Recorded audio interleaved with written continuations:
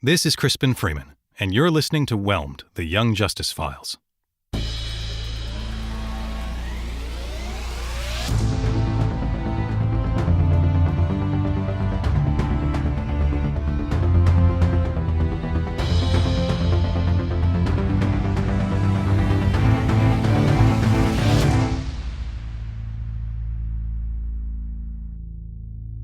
Recognized, Uncle Walker, D01.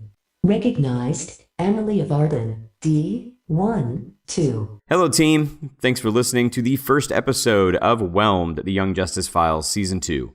Welcome to the cave. My name is Rich, and please allow me to introduce you to my new sidekick, Emily Booza.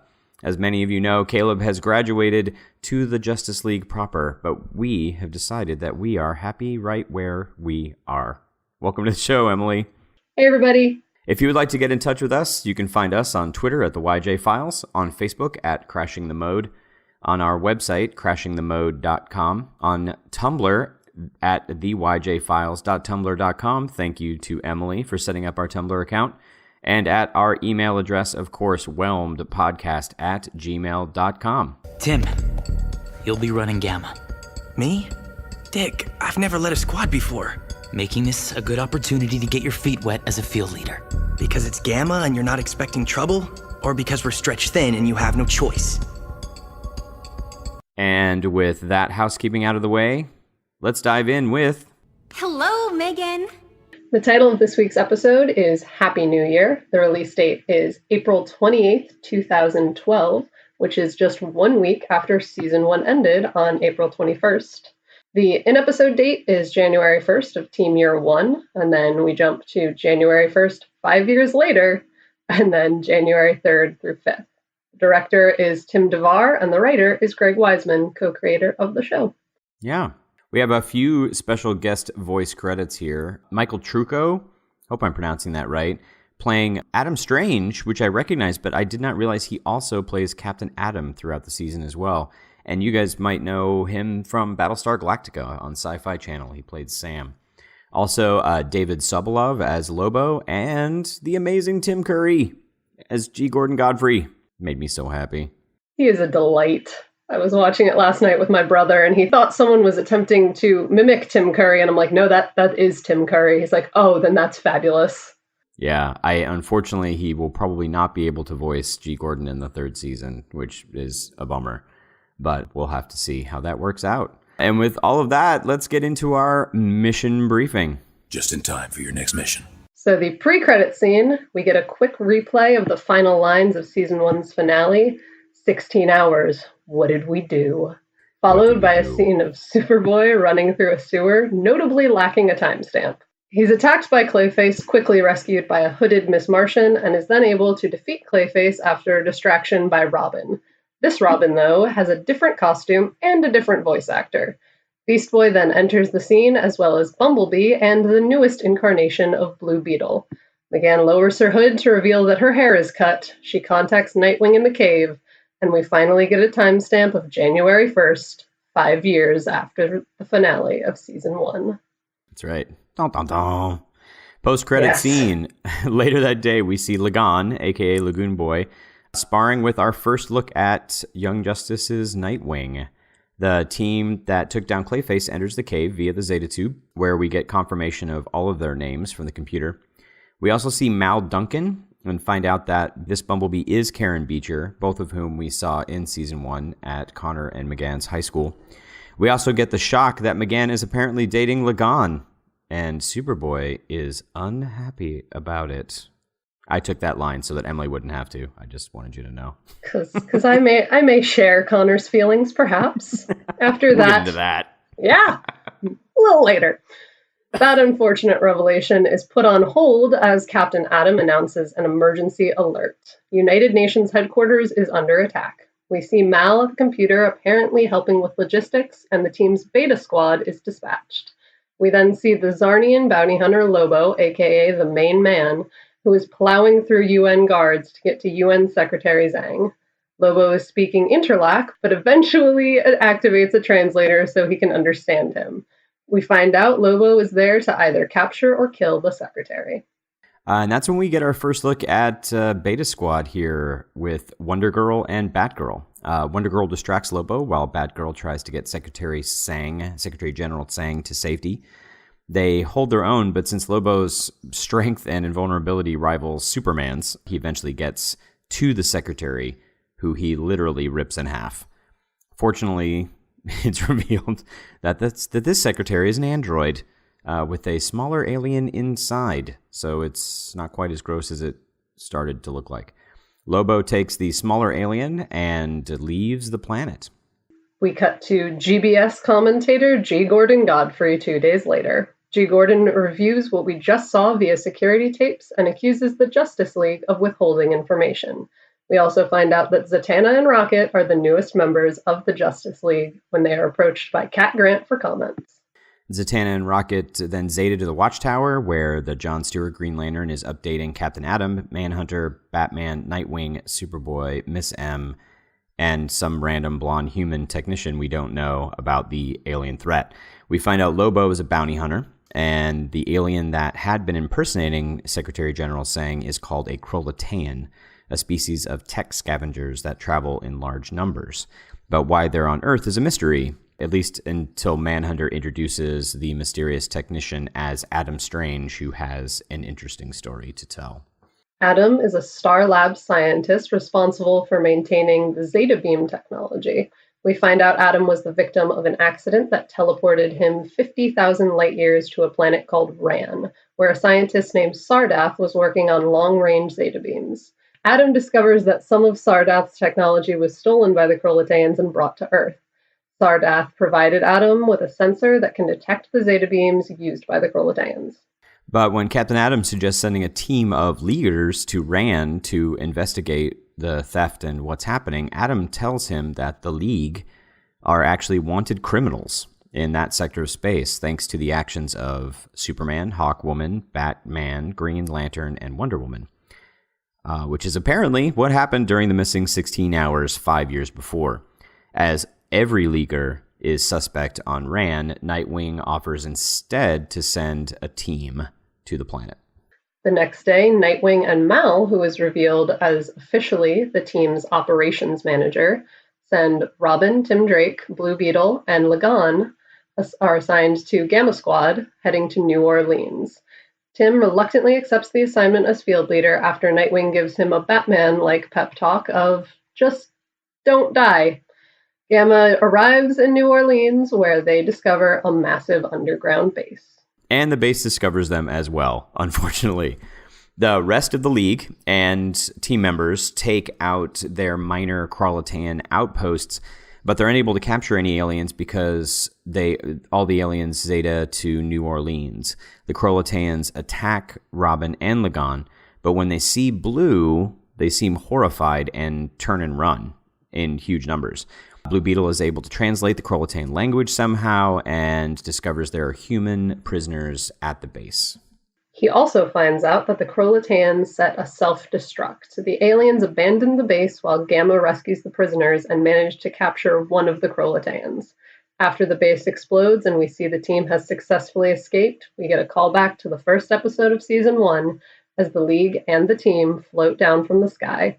In the final scene, we see McGann, Connor, Beast Boy, and Adam Strange as they appear on the planet Ran via Zeta Tube. Welcome to Ran.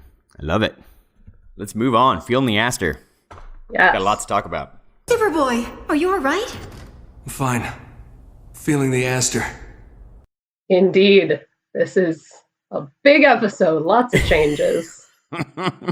Let's start with the most obvious thing here. Let's start with the big old Gigantor 5-year jump that you loved so much. Yeah, that little thing. That totally inconsequential thing. You and I had two very different experiences with this 5-year jump. I was a little confused at first and then absolutely loved it, but you and your friends had a really hard reaction to that. We did. I may have been heartbroken. I may have cried on my couch. I'm not even joking. I can confirm that the season premiered, the episode ended, and I kind of just sat there and cried a little bit, which is honestly a very dramatic reaction looking back. And knowing the whole season, knowing the whole season and knowing where it goes and what they do with it, it makes sense that they did this. But when one week everything is fine and everyone is a teenager and everything is good, and then the next week nothing is the same, that is when you get very upset. It's hard because we've seen a lot of animated series in particular, but a lot of TV shows in general handle these things really badly. And this is something, I'll talk a little bit about it in the Canary debrief, but this is definitely something that most TV shows would not do. They would not approach something like this for a number of reasons, I'll get into. But of course, now that we've seen the whole season and look back on it and see kind of what the bigger picture is with Young Justice. Yeah. It makes a lot more sense, Yes. But for me, like, I looked at it, and once I saw that Tim Drake was in it, and then we get Beast Boy in it, and, Bumblebee, and the team has changed, and things have evolved, this was the first glimpse that I had when I started looking at it, saying, like, oh, this isn't just going to be, 5 seasons of these 6 characters. They're showing an evolution, like, the team itself is an institution. Right, it's not just definitely the 6 main characters, and which I should have probably guessed, I guess, considering they show the entirety of the whole DC universe, the League. It's more of a DC TV show than it is just Young Justice. It's just using Young Justice as the vector, to get into those big stories. For me, it was one of those things of, it didn't feel immediately like an evolution. It felt like a jump, especially because so many characters were absent. And as the scene progresses and they reveal everything that happened and that you need to know to understand, it's like, oh, this makes sense. And going back and rewatching the series, I'm like, this is a great opening episode. But when I was 14, sitting on the couch watching this on a Saturday morning, I was screaming, where's Wally? Where's Artemis? Where's Aqualad? Why is everything different? Why is McGann's hair shorter? I am upset at my TV. I hear you. Yes. But you do have some great notes in here about how they handled this opening, though. Yes, looking back and rewatching it and approaching it from a narrative perspective instead of approaching it from an emotionally compromised teenage girl perspective. It's so interesting seeing how what they do in that opening scene is so subtle to trick the audience into not realizing it's 5 years later until they tell you. Because they don't open with Beast Boy, they don't open with Blue Beetle and be like, look, new characters. They open with Connor, who looks exactly the same, and they open with Miss Martian with her hood up so that we don't see the pixie cut. And they show Robin's attack before they show him, and they show his explosives, which are the same as Dick's. So there's no like immediate thing of like, this Robin's different until he steps out of the shadows and you're like, oh yeah, you're not Dick Grayson. Who are you? Why are you here? Yeah. And then of course they introduce Beast Boy and Blue Beetle and Bumblebee really quickly before the scene just wraps up, and you're like, oh, we're 5 years later. Okay. Which in your notes you refer to as the 3 BBs. And I was like, the 3 BBs, what is that? And then when I stopped to think about it, I was like, you're right, it's Blue Beetle and Beast Boy and Bumblebee. Because when you're typing really fast and you go to just type things in initials, you're right. I wrote down BB and BB and BB, and then I'm like, wait, why are we like this? Why is so everything? Because I was just taking notes very quickly. Yeah, I agree with you. I see a note you've got here about the season 1 opening. Yeah, I miss it. I miss it so much. Too. It's a little. The music is so little good. Abrupt. Yeah, it's just Young Justice Invasion, and it's like, whoa, okay, I guess that's where we are now. I would have liked to see a similar thing of like showing all the newer characters, but like that same cool style, because it's so that would have been so good. So artsy with all of them in like action poses. I love the opening so much because it's so cool. And then I was like, wait, we don't get to see that anymore. We're just gonna cut to the title now. Yeah, which makes I guess it was pre-credit scene. So yeah, we could have had a whole thing with a bunch of the new characters. Yeah, I would have liked to have seen that. Now I'm extra sad. Thanks, Emily. Appreciate that. I'm sorry. These are the things you notice. Yes. So what else do you got about this episode? What jumped out at you? I don't like Lagoon Boy. I'm never going to like Lagoon Boy. We're going to throw that out there and make that very clear. I don't like Lagoon Boy. I don't like him kissing my favorite Martian. I don't want him around. Connor's in a rage, and so am I. I both feel feel bad for Lagoon Boy, but I also don't like him. But I don't like him just as a character. Like, he's very awkward and odd and strange in a not very endearing way. Until a little later in the season, really, when there's some scenes later on in the season where I get a little bit more compassionate toward Lagan. Yeah, he's not my favorite character either, but maybe for different reasons. The whole thing with Connor and McGann, that made me curious. I was like, oh, that's so good. That's so interesting. I can't wait till they tell me what happened. Because it's got to be something really serious that happened, not like something minor and they're just breaking up because they feel like they need to break up. You're looking at me with this terrible look on your face right now. It's hilarious. I was so upset. I'll be honest, I was so upset about that. I was so, like, this episode, like, when I look back at 14-year-old me, is just me being upset for 30 minutes while watching a cartoon. But as the season went on, I went from despising Lagan because he broke up my ship to just not liking Lagan because he's not an enjoyable character. But as the season went on, like, I pity him a little bit for everything that happens. But at the same time, I'm like, you're not a good dude. I don't enjoy you being on my screen. And it's not just because of the ship, because a lot of people assume when you say you don't like Lagoon Boy, they're like, oh, you just don't like him because he was dating McGann. I'm like, no, I don't like him because of his personality. He's kind of a jerk. Right. He's not a great character, but what I hope they do, if I would like to see him have the same kind of like maturity jump in a season 3. Because I think he could be a good character, but he's so out of his element. Like, I had to purposefully avoid fish out of water puns. But like, he's so purposefully like difficult to connect with, but I think he could be, based on all this stuff that's happening. I think he wants to fit in so badly. He's just weird and like shoving it in everybody's face, like I'm dating the super cool founding member kind of a thing. Well, let's move on to a little happier bit. Let's talk about G. Gordon Godfrey a little bit. As I said before, G. Gordon Godfrey is a genuine delight to watch. He's an awful human being, but he is so much fun to watch.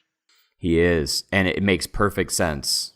And what's interesting is some people have mentioned to me like, oh, he's just supposed to be a reaction to the politics of the time, which I find is really funny because if you listen to our Jeff Stormer episode where he talks about Jack Kirby and the Fourth World and, that kind of stuff, G. Gordon Godfrey as a character was actually created by Jack Kirby back in I want to say the 60s, if not the early 70s. So if you think he's a reaction to politics now, he's actually a 40-plus-year-old character and was created for the exact same purpose back in the day. So, it's just interesting. Says a lot about the world. It does say a lot about the world. You made a comment here that was a little mind-blowing about the comment he says about it appears that Superman and Martian Manhunter are on the side of the angels. You blew my mind. Yay, first episode. I'm doing my job right. You've done it a few times in these notes. I can't wait.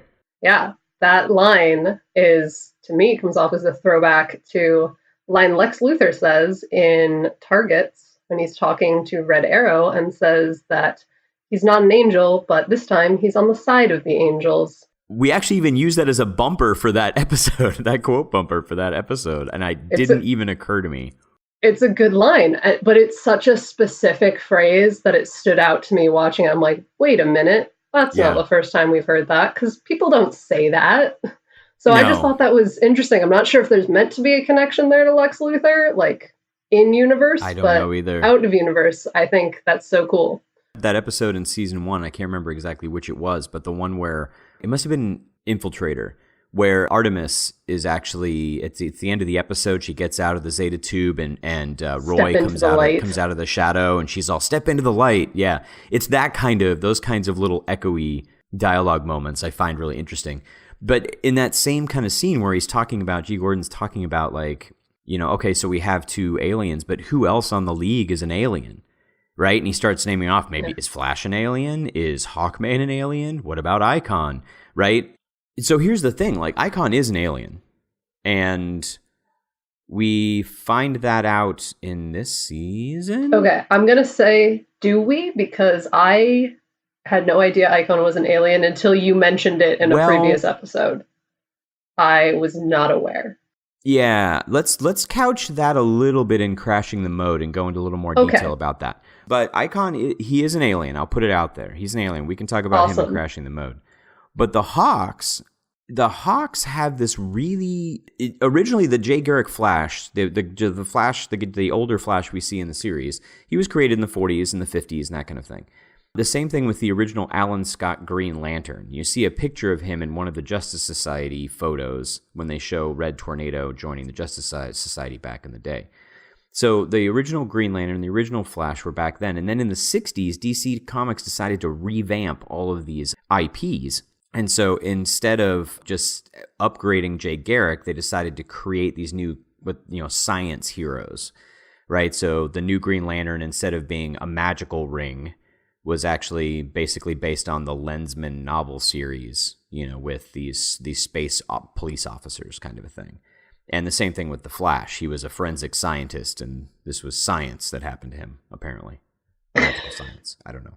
But they created a new thing. The thing with the Hawks the original Hawkman was a guy named Carter Hall, who was an archaeologist who found these wings and this strange metal and stuff on an archaeological dig in Egypt. But then when they revamped things, they made them aliens from another planet, the Thanagar, and they were police officers from this other planet that came to Earth and were trapped, and then officers used these equipment and gear, this flight, these wings and this what's called nth metal vest and that kind of stuff. But then they also folded in this bizarre thing about reincarnation where Carter Hall and Shara Hall are reincarnated through generations, and then they tried, instead of separating them into different characters, they tried mashing them all together.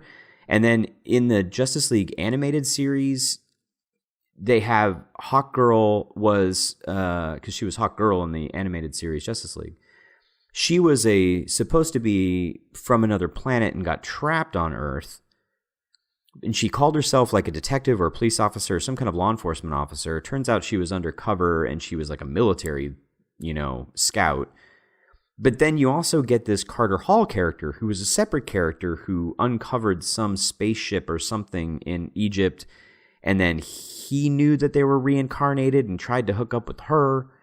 And so they just, it's totally chaotic. I adore the Hawks as characters, and they have the most dumpster fire is the best word I can find for it of an origin story. And I'm just dying to find out if they fix it in Young Justice. And it may be one of the reasons they haven't touched it.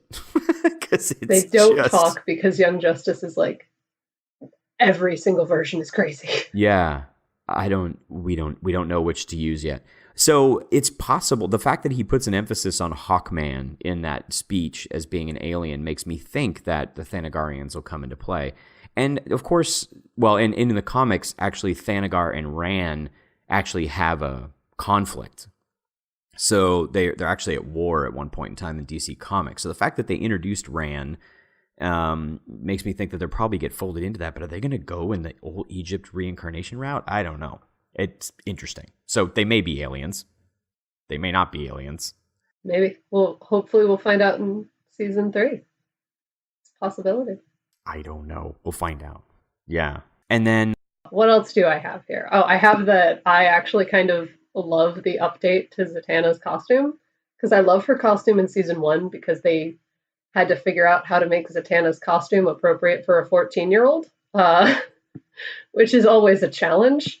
But I also love that they didn't keep her costume into both seasons. Because I'm like, 19-year-old might want to change up what she's wearing. So I love that her costume is more practical than half of the stuff she wears in the comics, because anyone who reads Zatanna's comics, as I have, knows that Zatanna's wardrobe makes very little sense. So at least in this, she gets to wear pants. Yeah, Zatanna and Black Canary both have they're both notorious for the fishnets, so I'm glad that their costumes were a little changed. Yeah. But I still love that her costume is very theatrical, that they didn't go like, we're going to put Zatanna in body armor or something like that. They're like, nah, she's a magician and she's going to wear a costume because why not? And her dad dad wore a tux and a top hat in the field. Like, I love that she's got like the completely strapless, sleeveless top, but then she's got a bow tie for no reason. It's connected to nothing, but it just amuses me. bow tie Joker. Just like, guys, I have to preserve an image. It's important. So that I love that when she has her entrance, and I'm like, that's great. A+ costume design right there. In that same scene, I also love that the team still uses the mental link. Like, they've graduated to the Justice League. They're not part of the team anymore, but like the second they're all in the same room with Miss Martian, they all just start talking telepathically because the real adults aren't allowed to hear. They could have easily had that conversation out loud, but they're like, no, we talk with our minds. That's just what we do. You know, and it's funny because it was this watch through that I finally really noticed that they say that Cat Grant says the newest members of the Justice League. So Rocket and Zatanna must have just joined the League. So they were still on the team for 5 years. If you read the Young Justice comics, hashtag by YJ Comics on Comixology, the first issue of the Invasion miniseries at the very end of that is only set like a month, maybe 2 before the premiere of season 2, and it shows them going to be with the League for the first time. It's on Dick Grayson's birthday, and Dick Grayson's birthday is in December, so it's a month before, 1 month before. But yeah, they are very new to the Justice League. Yeah, so so it also makes sense that they would just kick into that mode. Like, why would they? Oh no, you're leaguers now. You guys are real adults. You can't be with the kids table anymore. You're real adults. Right. Well, the kids table doesn't make it sound good at all that they stayed there. Yeah, I agree with that. And you had a note in here about making exposition, like tightening up exposition with the mind link. What was that all about? In this episode, because it is the beginning of this season, they have to set up so many plot threads. When Adam Strange is talking about what happened on Ran, they could have easily just had that be a conversation between everyone of Adam being like, this is what I did and this is what happened. But he's like, it's complicated. It would be helpful if I had visual aids. And Martian Manhunter's like, we're all mentally linked now. Just whatever you see, we'll see. So instead of having a conversation between a bunch of people standing in a room, you get these like flashback animation stills that are kind of hazy and glowing. So I feel like that worked really well, because if that had just been a conversation, I would have been like, okay, I have just been thrown a bunch of information and it was so boring. But instead they're like, we're going to show you, and now you will actually pay attention to what's happening. Yeah. I think it focuses a lot on the idea that the creators, in this case the writer Greg, specifically focusing on taking a moment to dig a little deeper in how to present information. Like most animated series, you know, they would be like, oh, well, these aliens just speak fluent English, right? But instead, you get a scene like with Lobo at the beginning of this episode where he's speaking Interlac, and when you rewatch it, you realize he's talking to the Krolataean in the suit. So Interlac is like, you know, intergalactic trade language. So everybody speaks it in the universe. So he's talking to the Krolataean and saying stuff like surrender or die. But then when, you know, quote unquote, Secretary General Tsang says, I don't understand what you're saying, and he presses Lobo presses the translator, and it translates to English, and he's like, if that's the way you want to play it, fine. I'll speak English to you, idiot, you know, or whatever. But what it does is it pushes the excuse. It develops character, like this Krolataean's really trying to stay in character, but it also gives an excuse for them to do the translation for us and not have to do something less flavorful, like having Lobo speak English. They did the same thing with Laura Lemuris in Downtime with that translation spell that she cast so that we could all understand that she was, you know, everybody speaking Atlantean. And they do that later, you know, in many other things too. You know, in the next episode as well, they do some stuff. So it's just great. I love the way that they use it to dig a little deeper and bring a little more richness to the world instead of just like, oh, we don't know how to handle this. Yeah. With Lobo's translation, I also really like that there are certain words that don't translate, that just have no English equivalent. So they just have random alien words in the middle of sentences. And I'm like, that's how you build a language. That's how you build a fictional language, when there are words that don't have any other meaning outside of that language. That don't translate. So I found that was really interesting.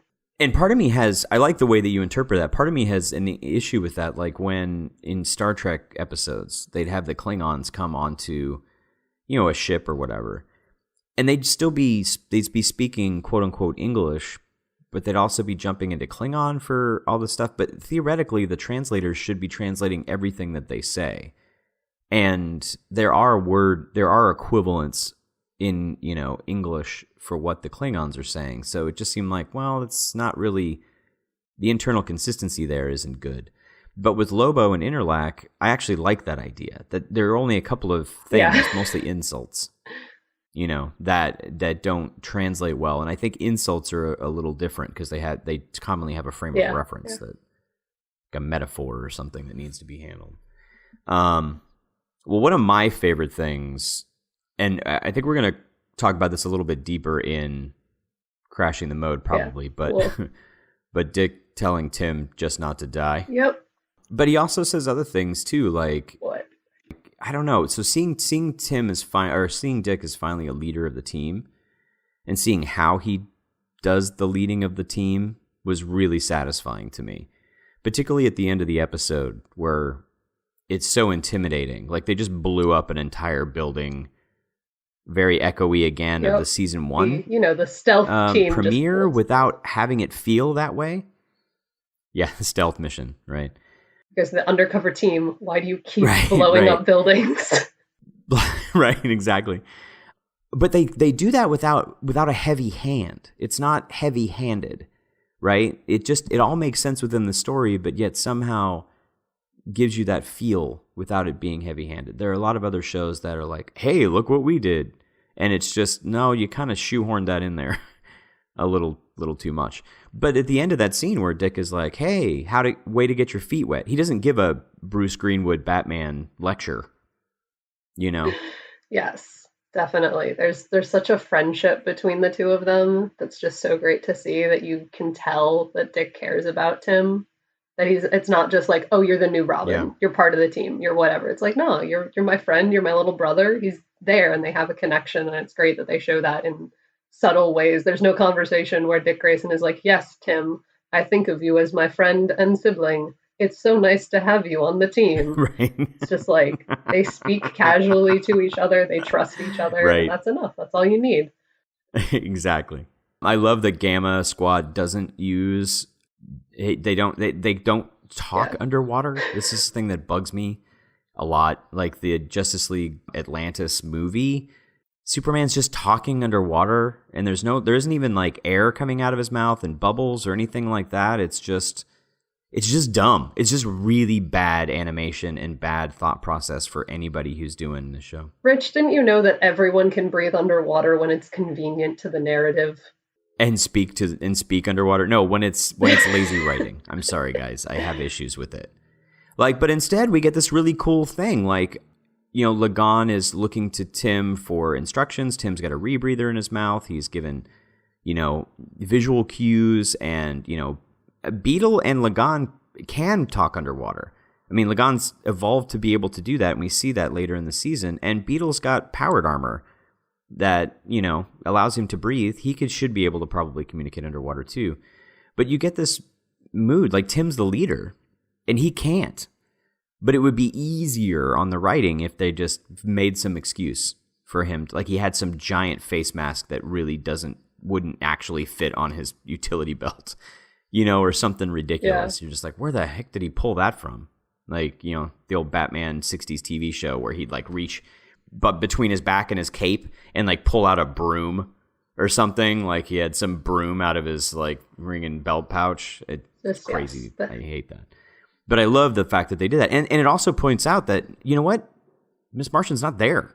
I was like, it hadn't dawned on me really, rewatching it last night when I was watching this. I was like, oh wait, yeah, they can't talk telepathically when she's not around. She's just always around. So I was like, yeah, they have to use comms again. And they show Lagan touches his ear to activate it at one point. I'm like, oh, right, we have to do that again. We're back to using comms. Right, yeah. Oh, yeah, he does that to signal the guys on the surface to come down, like it's clear or something like that. I love that. I love that. But it takes a lot of coordination between the writing and the voice acting, and again, like what to say and what not to say, and then directing on the animation, what to do and what not to do. It just takes a lot of coordination and teamwork, and the show just really does that. I love that we get Beast Boy. I've been a Beast Boy fan since I was a little kid, and it didn't occur to me, though, who this Beast Boy is, and we can talk about that in Crashing the Mode a little bit. It didn't register with me at first. I was just like, oh, they've got a Beast Boy now. Okay, cool. Also, I have to say that I was not excited to see Blue Beetle because I was a big fan of Ted Kord, who was the original Blue Beetle, and he died in a really unfortunate situation in the comics. And then they introduced this new Blue Beetle, which I understood why, but a powered armored Blue Beetle is not the Blue Beetle I'm used to. The Blue Beetle I'm used to is more kind of a Batman detective gadgety kind of guy, not just a powered armored suit Iron Man kind of guy. And so I never really got into him in the comics, but it didn't take very long for me to totally fall in love with Jaime in this series. I know initially I was just like, there's so many new people. What do I do? What are even all of your names? I can't even keep track of all of your names. I had a note in my original longer notes that the first time they all step out of the Zeta tube at the beginning, the computer just has like a list of 10 names. And I'm like, that's a perfect representation of how ridiculous the number of characters got between seasons. Because it was like season 1, it's like, we've got 6 team members. Then Zatanna joins, oh, it's 7. And now this season 2 comes in like, we have 10 and they're only one portion of the team. Get ready. I'm like, this is too many names. I don't know who any of you are. What is happening? They should have had the computer go, recognize 3 BBs. Or something like that. List of numbers. The other thing that I really loved about this was Adam Strange. And I talked about Adam Strange in the Crashing the Mode in the first season, because in the very first episode, they talk about Zeta Beam transporters. And there's only one comic in the entirety of the DC comics that uses Zeta Beam technology, and that's the Adam Strange comics. And in the comics, Adam Strange was this kind of a high-tech, science-y version of John Carter of Mars, who just had a movie a little while ago that I hadn't seen. I've heard mixed reviews about, but the novels came out the same time as like Tarzan and Conan and that kind of pulp novel era. And so he was kind of an echo of those characters, where he was just this guy who ended up being randomly zapped by this Zeta Beam technology like he did in the series, got pulled to Ran, that was a peaceful planet, but he knew about warfare and help protect them against, I think it was the Gordians or something, some alien race. And so he would periodically randomly just teleport because he had this Zeta Beam energy in his body, and he would just randomly teleport to Ran and have adventures and then come back. And so when you're introducing him, I mean, he is a serious, like, back of the closet kind of DC character. So I'm like, you're putting Zeta Beams in this? Is he actually going to show up? But he didn't show up in the first season. But then here he is right in that beginning episode, and he's like a Zeta Beam technology scientist from, Star Labs. And I was just like, oh, it made me so happy. I love it. Yeah, he's a cool dude. And this is stuff you had no idea about. You're just looking at me with this, like, dead eyes as I'm, like, going crazy. Watching the show, as we all know by now, was my first introduction to a lot of these characters. So by the end of season 1, I'm like, I know who the main people are. And then season 2 is like, here's this guy. I'm like, okay, you're a scientist. Cool. I just accept. I'm like, you're here. You do science now. Cool. So just hearing all of the history of like, oh, okay, he's been here forever and he does everything. Cool. Good to know. Yes, absolutely. And they do some echoes, too, when he shows up a little later. I guess we're going to tuck that into Crashing the Mode. We'll get a lot of Crashing the Mode to go on here, guys. First episode of the season. We'll get into that. Some echoes of some of the stuff from his comics later on in a couple of episodes as well. I think that's about it for me. What else do you got? I think the last thing I have is after all of that. One thing I had was I really liked how well they aged everyone from between seasons. Once I got over the shock of everyone is 5 years older, what is going on, you kind of notice how they aged characters, because some shows don't do it well. Some shows are like, make them taller, put them in a different outfit, or just completely change them. There's either no change or everything looks completely different and no one looks the same anymore. All the character models are like aged up in a way that makes sense. Nightwing does not look like Robin, but he still looks like Dick Grayson, and that works really well. And all of the voice actors, when you watch it right after each other, all of the voice actors pitch their voices lower in season 2. It's slight in a lot of cases because they're all adults, but they were all older teenagers, like 16 to however old some of them are in this season, 16 to 19, whatever. That's not how math works. It's 5 years, not 3. But for some of them, like McGann, it's subtle because she goes from being 16 to 21 something. I'm not a math student. It's not that noticeable, but Danica McKellar does make her voice a little lower to be Miss Martian in season 2. Jesse McCartney makes his voice a lot lower to be Nightwing because Dick Grayson was 14. So doing that, you're like, oh yeah, we should pitch that a little bit lower. Yeah. What I found interesting about Miss Martian though too, because she was, how old is she? Like in Earth years, she's like 40 something or whatever. But like maturity wise, she's 16. So she ages that 5 years on Earth. But I always pictured like her deeper voice, not less about aging because she's a shapeshifter, but I always felt it was almost more like her maturity. Like she's more, it is a little deeper, but it's more like she's more assertive or something than she was in season 1. Does that make sense? Totally. Something like that, where she's like, no, I'm the lead of the team. This is what we're doing, and blah, blah, blah. Like that was interesting to me. And Dick's voice doesn't sound, he did pitch it a little lower, but I think Dick's voice was pretty high pitched relatively in the first season. So it's actually weird for me to see him, and everybody else is mostly in the same costume, but he's in a completely different costume, right? He's much older, like.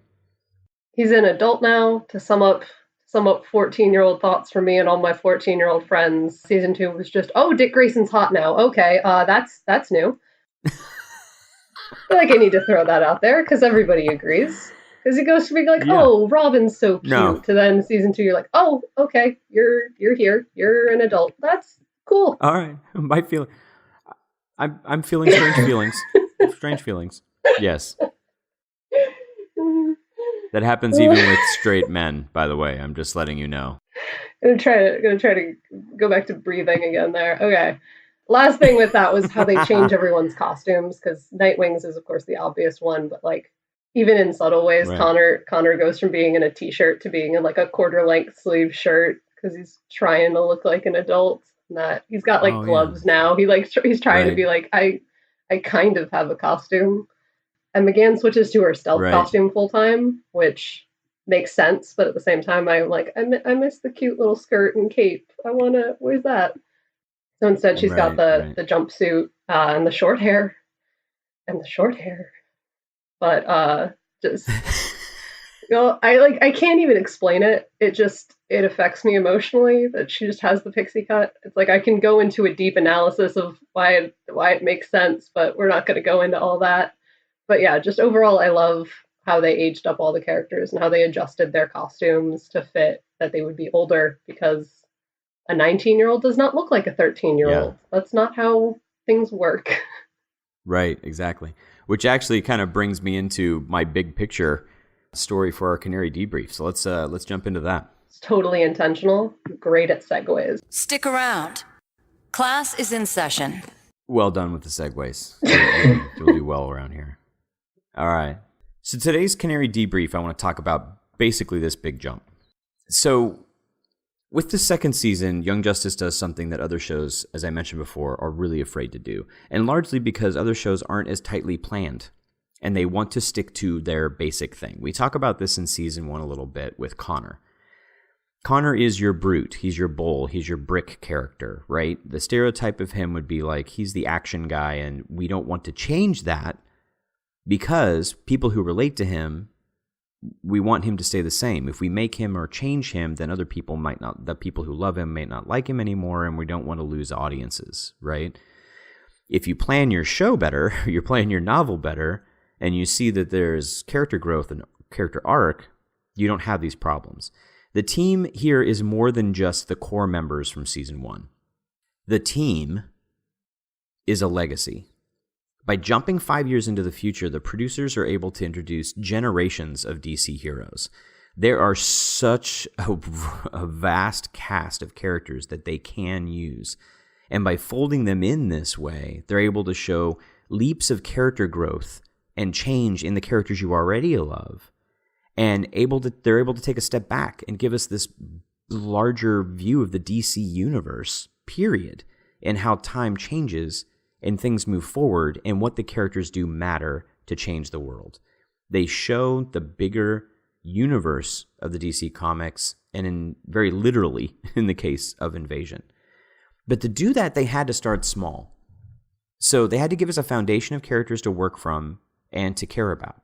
So this is a pretty common technique. You see this same technique used in fantasy a lot.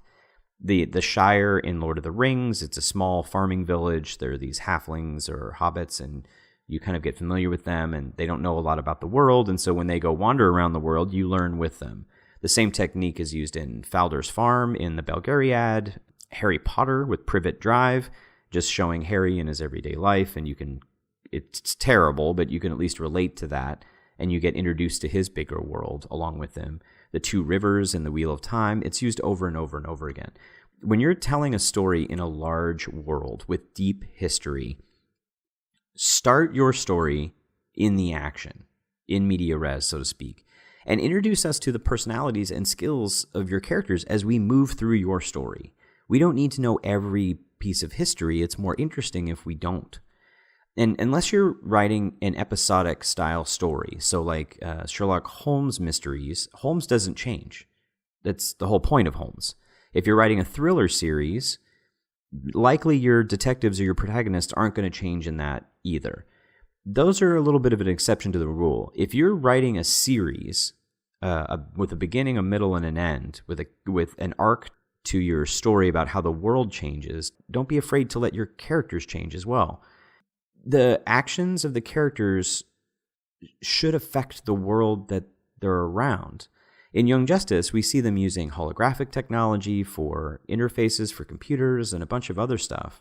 Yet it's supposed to be set in what was the current day at the time, 2011.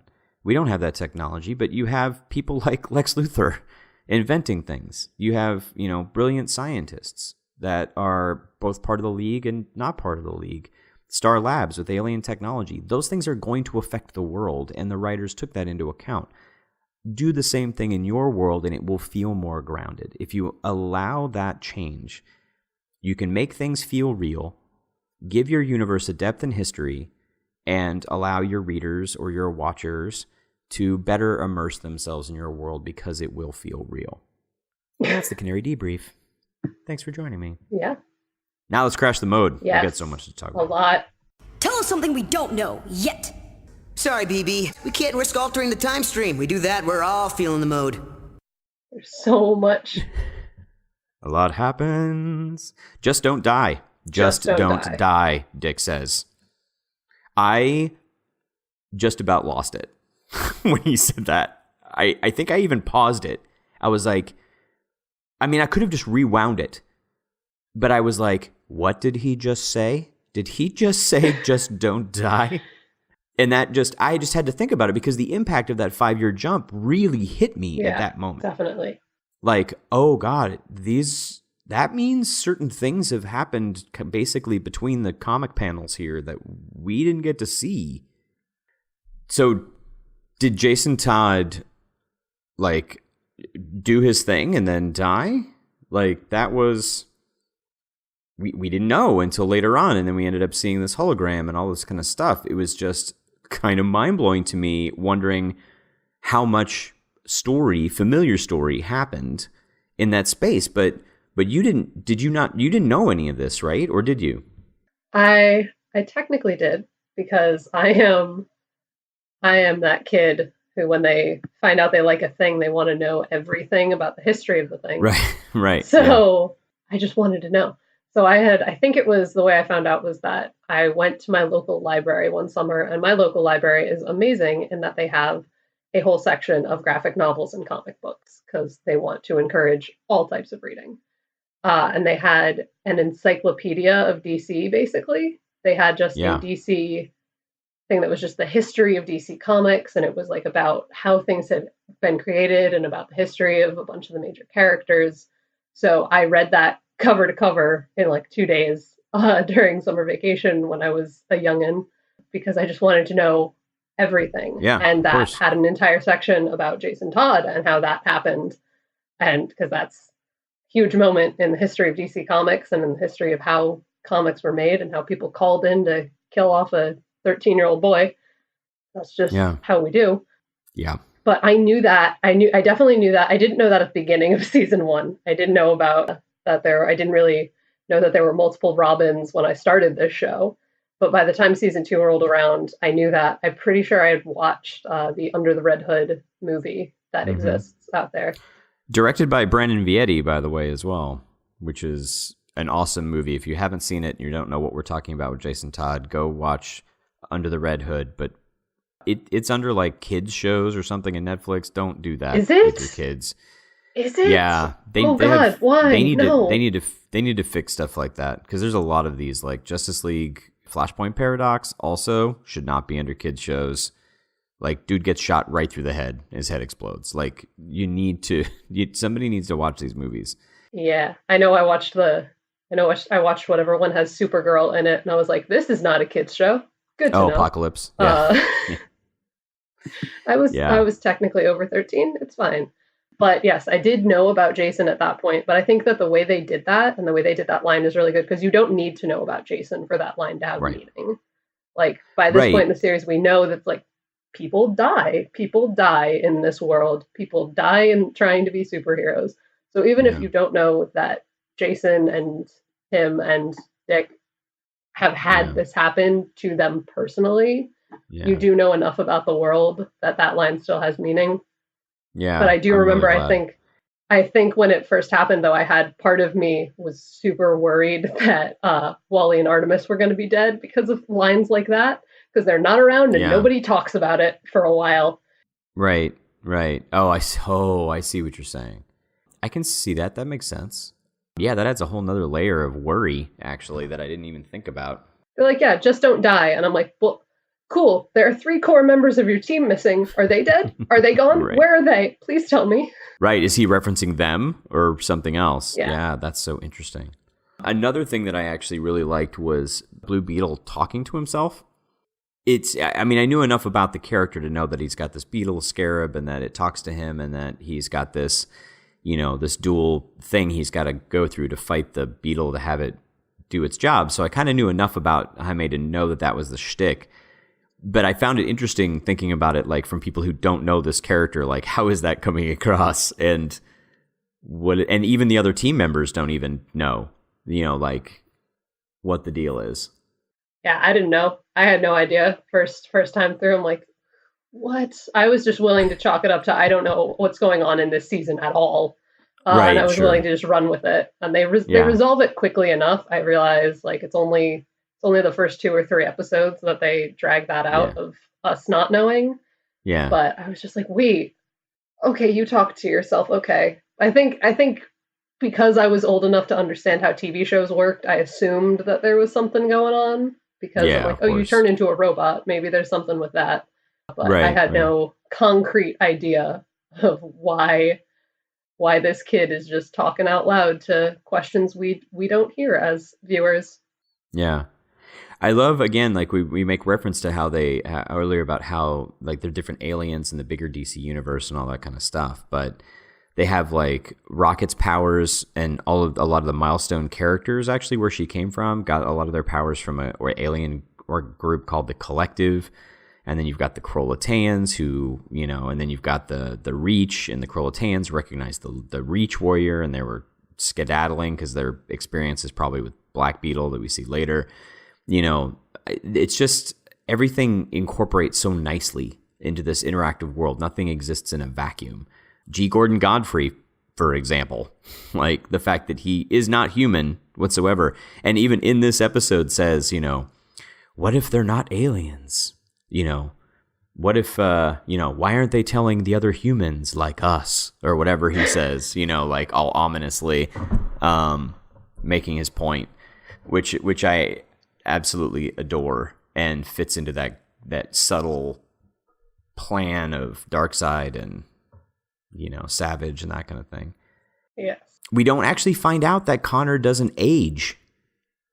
Yeah, no, that's next episode. Until the next episode. And so this thing about, where you were saying earlier about how they folded it in the beginning of this episode so well with, Miss Martian, who can make herself look whatever age she wants, I suppose. Well, obviously she can, because she turned into John at one point in the previous, in the previous season. But like Connor, we didn't know that he didn't age, and he might just look the same. They might not have aged him up, but they definitely specifically put those two characters in first to, hide that 5-year jump effectively. And also with that, because when they first show him, and then even when you find out, you're like, oh, it's 5 years later, that idea of him not aging doesn't quite dawn on you, because like Connor, of everyone in season 1, like Connor and Calder looked the oldest. Like Connor was about the same age as Wally, but Wally looked like a teenager. Connor looked like a young adult, kind of, honestly. Yeah. Connor looks older, sure. Just because he does. He looks like Superman. So that when they, like, 5 years later, you're willing at first to just be like, oh, well, Connor already looked kind of older. They probably just didn't change him that much. It's probably just not that noticeable. And then you realize you're like, oh, no, they didn't change you at all. They put you in a longer T-shirt and gave you gloves. Right, exactly. That's it. Exactly. And like speaking of costumes too, the one thing I wanted to mention about Adam Strange is when he goes to Ran in the comics, he's got like a jetpack, like a very, Buck Rogers 25th century, kind of a look where he's got this jetpack and, laser pistol and red and white helmet and stuff. And then in the next episode, we actually get to see him with one of those jetpacks and the red and white outfit and the whole deal, which again, just made me smile. I'm curious if they do, some kind of Thanagarian Ran, thing in a future season, if we get to see more of Adam Strange and whether he ends up joining the League and getting appropriate training and some other stuff would be really interesting. I'd also like to see him using, science to solve problems instead of just guns and flying around. That would be really, really cool as well. So anything else you have on crashing the mode yourself there, Emily? Not really. The few things I had written down eventually were all wrapped up into that. I think we're all covered. Definitely a lot of confusion in this first episode to figure out what's happening and where we're going to go with things. But it gets, like you say, pretty quickly wrapped up. So yeah. Where's half of our original team? Right, exactly. And it's so good. Anyway, so let's dive into some fan service. You've got some fan service for us this week, Emily. I do indeed. First episode, I get to supply the fan service. There's an amazing little AMV from Hey Mon Weeby Jammin' on YouTube. That's their screen name. She said that with a straight face, but I couldn't listen with a straight face. Sorry. There you go. The name of the AMV is Spitfire and Super Martian Hold On. It is a heartbreaking, little adorable AMV for Artemis and Wally and Connor and McGann. And I will say it spoils basically all of season 2. I won't say how or why, but it does. So if you haven't watched season 2, don't watch this. Finish the series, then watch it, and then cry like Rich did when I sent it to him. Yeah, she sent it to me. Yes. I was busy. I did. And then I cried. And then I had to hide in the bathroom for a little while and then recover and then come back out. So thanks, Emily. Appreciate that. I'm sorry. It's like you're Caleb. I'm very sorry. Doing terrible things to me. We miss you, Caleb. We do miss Caleb. But the fact that it made Rich cry, I should probably tell you that it's pretty good. It's a little music video on YouTube, and it makes cry. Because I'm not a crier. I don't cry at anything. Neither do I. Heartless. Totally. Right. Yeah. Exactly. Awesome. All right. So I think we can call that mission a success. Our first mission out in the field, Emily. And we want to remind everyone that the best way to support our show is with a 5-star review on iTunes or a review or check on your podcatcher of choice. And remember to hashtag keep binging YJ and hashtag buy YJ comics on Comixology. It actually covers a lot of what happened in the 5-year gap if you were as confused as I was when you first watched this episode. You can also now use hashtag Young Justice Outsiders when talking about Season 3. And if you want to help us get more episodes, more Secret Origins, actual play podcasts, and more, please consider supporting us through Patreon. For just a few dollars a month, you can help us do even more with the show while getting some great rewards for yourself. And remember, stay whelmed, everyone. You've been listening to Whelmed, the Young Justice Files podcast. Our hosts are Rich Howard and Emily Booza. Our editor and producer is Neal Powell. Our theme was composed by Emily Mio. Our logo was created by Kevin Bates. Whelmed is a fan-made podcast and is not officially affiliated with DC Comics, DC Entertainment, Warner Brothers Animation, and any other owners of Young Justice or its related source material. As such, these companies have sole ownership of all symbols, images, names, logos, and proprietary material related to Young Justice. Original content of this podcast is ours under Creative Commons. Thanks for listening, and stay whelmed.